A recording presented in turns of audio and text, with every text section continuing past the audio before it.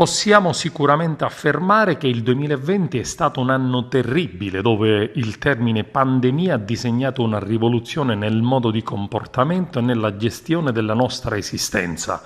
Il 2021, al contrario, potrebbe iniziare bene con l'arrivo anche nel nostro paese del vaccino per il Covid-19 distribuito in tutto il mondo.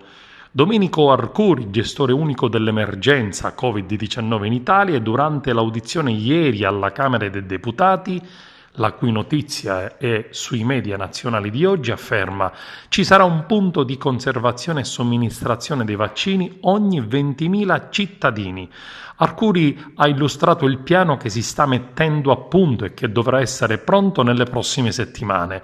Il piano, ha spiegato il commissario per le diverse tipologie di vaccino, dovrà tener conto di 4 diverse variabili: distribuzione a carico dell'azienda produttrice o dello Stato acquirente, temperatura di conservazione, modalità di somministrazione, intervallo temporale tra la prima e la seconda dose.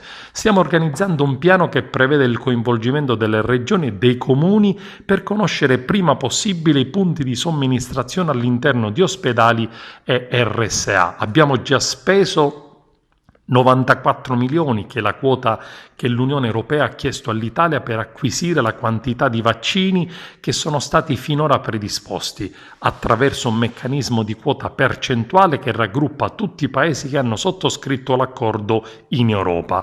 In questo accordo, ha spiegato Arcuri, ogni paese ha diritto ad una quota sui vaccini e quella dell'Italia è del 13,5%, che nelle prossime settimane, siamo certi, arriverà in Italia.